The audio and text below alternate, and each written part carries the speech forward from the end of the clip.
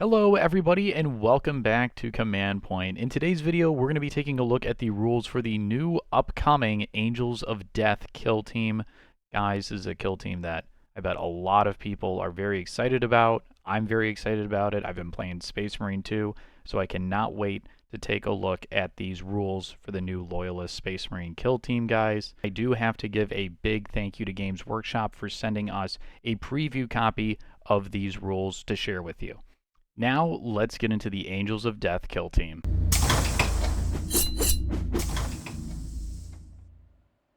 So starting off, guys, we're going to take a look at the Operatives list here. This is a kill team of 6 Operatives. For your leader, you can choose a Assault Intercessor Sergeant with a few different weapon options, an Intercessor Sergeant also with a few weapon options, and the Space Marine Captain from the kill team Justian set of models, if you remember when those came out. Next, you have your choice of 5 different Angels of Death operatives selected from the following list: a Assault Intercessor Grenadier, an Assault Intercessor Warrior, a Eliminator Sniper, a Heavy Intercessor Gunner, an Intercessor Gunner with Auxiliary Grenade Launcher, and a few different options of Bolt Rifle variants, and an Intercessor Warrior also with a few different Bolt Rifle variants. And other than the Warrior operatives, your kill team can only include each operative above on this list once, and you cannot select more than, well, you can't take the Eliminator Sniper and the Heavy Intercessor Gunner. If you want to take either of those models, you're going to have to choose which one you want to take. The archetypes for this team are Security and Seek and Destroy, so a good choice of secondary objectives for this team that's really going to fit into their playstyle, especially with the Seek and Destroy. So the faction rules for this team are Chapter Tactics, which if you played Intercession in the previous edition of Kill Team, you'll be a little bit familiar with. It's very similar. What you want to do before the battle or the tournament or the narrative campaign that you're playing in, you must select a primary and a secondary chapter tactic. So those chapter tactics are as follows. Number 1 is Aggressive. This operative's melee weapons have the Rending Weapon rule.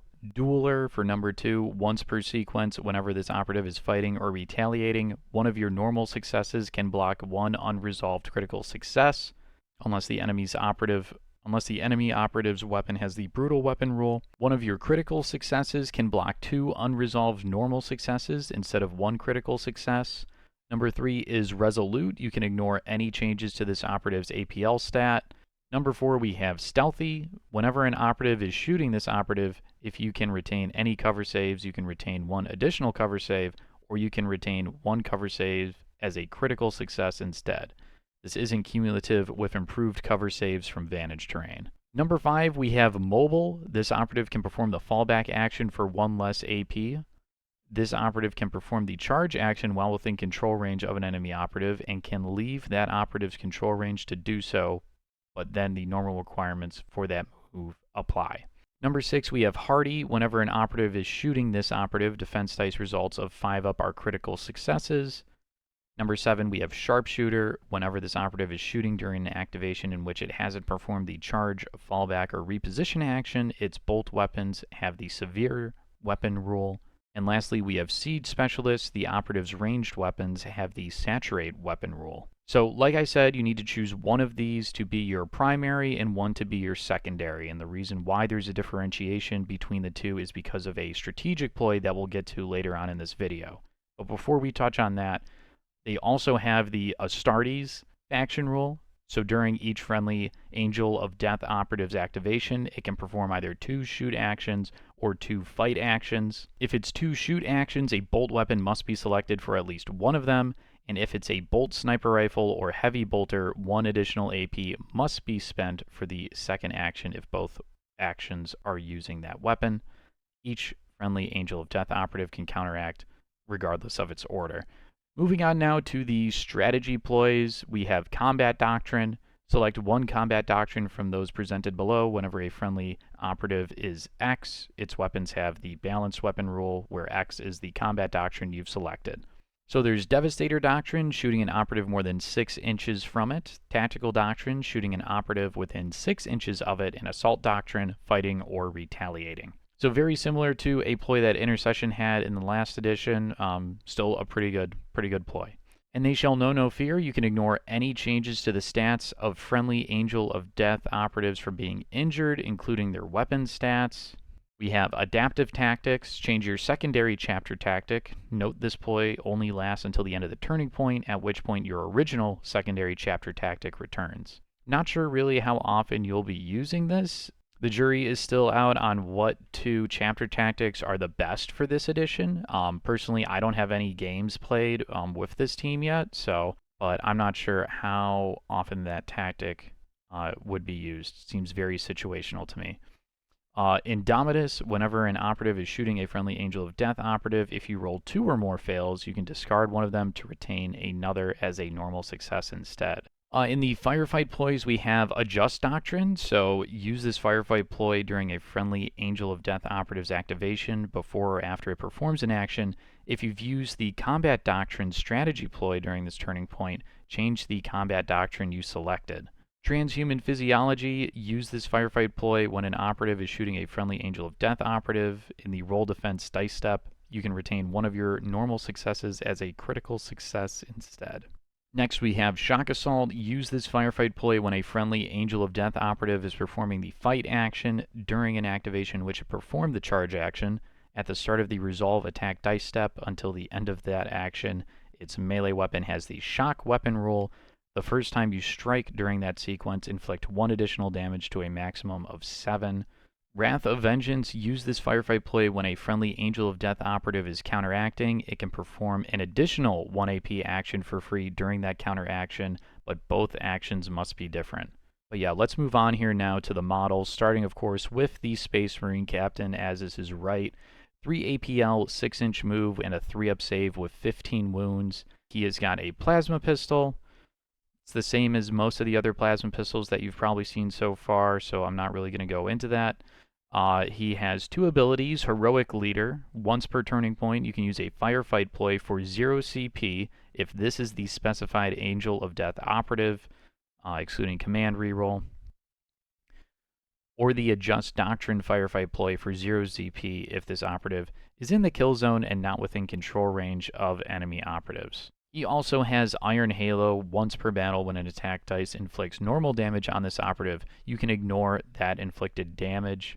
So you're getting a once per game Justice Scratch against normal damage there. And I didn't even go over his Power Fist attacks. It's 5 attacks on 3s, 5/7 with Brutal. So really the best that you can get. And let's not forget, you can give that Power Fist. You can also give it Shock, and depending on the Combat Doctrine, you can give it Balanced. Super interesting. And then with, Aggressive, it can have Rending. Let's move on now to the Assault Intercessor Sergeant. I'm getting way too caught up in list building already. He can take a few different weapon options, which I will leave all up in the screen next to me. But let's take a look at his abilities. He has Doctrine Warfare whenever you would use the Combat Doctrine Strategic ploy and then select Assault or Tactical. If this operative is in the kill zone, it costs you 0 CP. So that's interesting. He's a bit of a buff piece for the rest of your team. In which you're going to be able to unlock some combat doctrines for free when you're taking him. So definitely could have some play versus just taking the Space Marine Captain every single game. He also has the Chapter Veteran ability at the end of the Select Operative step. If this operative is selected for deployment, select 1 additional chapter tactic for it to have for the battle. Unlike primary and secondary chapter tactics, you don't have to select the same one for each battle in a campaign or tournament. So if I'm reading this rule correctly, only he's going to be able to benefit from that 3rd chapter tactic, but gives you a bit more flexibility there, and I'm sure there's probably going to be those 3 combat doctrines can probably stack to make him a bit of a boss himself. Next up, we have the Intercessor Sergeant, who also has Doctrine Warfare, except instead of Assault and Tactical, he allows you to choose Devastator or Tactical for 0 CP. And then he also has Chapter Veteran as well. Next is the Assault Intercessor Grenadier, so Heavy Bolt Pistol, 4 attacks on 3s, 3/4, range 8, piercing crits 1. He also has a chainsword, and he has the grenadier ability. This operative can use frag and crack grenades. Doing so doesn't count towards any limited uses you have, i.e. if you also select those grenades from equipment for other operatives, and whenever it's doing so, improve the hit stat of that weapon by 1. So pretty high likelihood that you're going to be taking this guy in almost every game. Next we have the Assault Intercessor Warrior. It's a heavy bolt pistol and a chainsword, does not have anything else special going on with them. The Eliminator Sniper has got a bolt pistol, 3 APL. He also has a 7-inch move, which makes him a little bit different from the other operatives in your list, as most of them only move 6, and the Heavy Intercessor Gunner actually moves 4 inches. He has his Bolt Sniper Rifle, which has 3 different profiles. The Bolt Sniper Rifle Executioner round is 4 attacks on 2s, 3, 4, heavy, dash only, saturate, seek light, and silent. There is the Hyper Frag round, which is 4 attacks on 2s, 2, 4, blast 1, heavy, dash only, and silent. The Mortis round, 4 attacks on 2s, damage 3, 3, devastating 3, heavy, dash only, piercing 1, and silent. It also has the Camo Cloak, so whenever an operative is shooting this operative, ignore the Saturate weapon rule. This operative has the Stealthy Chapter Tactic. If you selected that Chapter Tactic, you can do both of its options, so it can retain 2 cover saves. One can be a normal, and one can be a critical success. For 1 AP, he can use his Optics action, so until the start of this operative's next activation, whenever it's shooting, enemy operatives cannot be obscured. So pretty good model. Let's see how the Heavy Intercessor Gunner stacks up, because that's going to be the other option in the team. You have the Heavy Bolter Focus profile, 5 attacks on 3s, damage 4, 5, piercing crits 1. The Sweeping profile, 4 attacks on 3s, 4, 5, piercing crits 1, and torrent 1. And it's armed with fists for its melee weapon. Moving on now, we have the Intercessor Gunner with the Auxiliary Grenade Launcher. He has a bunch of different bolter profiles. Each one is a little bit different, but they all are at least 4 attacks, hitting on 3s, damage 3, 4. And the primary difference between these profiles is going to be the weapon rules associated with them. I'll leave them all on the screen here. And the Stalker Bolt Rifle, its heavy profile is 3-5 damage. The Auxiliary Grenade Launcher has 2 profiles, frag and crack. The frag is 4 attacks on 3s, damage 2, 4 with blast 2. And the crack is 4 attacks on 3s, 4, 5, piercing 1. So, you know, if you have a slot left and you're going to take an Intercessor, don't take the Intercessor, take the Intercessor Gunner, because it's simply a better model and there's no reason not to.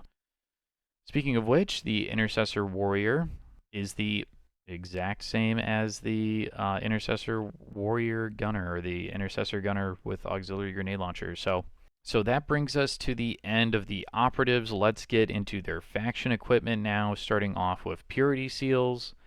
Once per turning point, when a friendly Angel of Death operative is shooting, fighting, or retaliating, if you roll 2 or more fails, you can discard one of them to retain another as a normal success instead. That is very good. Gives your team a safety net. I mean, normally you're going to be hitting on 3s with this team, so you should be hitting most of your shots. We have Chapter Reliquaries. You can use the Wrath of Vengeance Firefight ploy for 0 CP if the specified friendly operative has an engage order. There are now Tilting Shields as an equipment option for this team. Once per turning point, when a friendly Angel of Death operative is fighting or retaliating after your opponent rolls their attack dice, you can use this rule. If you do, your opponent cannot retain attack dice results of less than 6 as critical successes during that sequence. Lastly, we have Auspex. Once per turning point, when a friendly Angel of Death operative performs the shoot action and you're selecting a valid target, you can use this rule. If you do, until the end of the activation/counter action, enemy operatives within 8 inches of this friendly operative cannot be obscured. And with that, guys, that brings us to the end of the Angels of Death kill team rules, the new rules for this team. I'm very excited to be playing these guys. I've been kit bashing up some Dark Angels to represent this team in my games of Kill Team, so I'm very excited to be playing these guys and get those guys painted up. Let me know what you guys think of this team down in the comments below. Don't forget to like the video and hit subscribe. That way you don't miss out on any of our future Kill Team content, guys. We've got some more rules reviews coming your way here shortly, as well as some other content coming out soon. So thank you all for watching, and I hope to see you all again in the next one.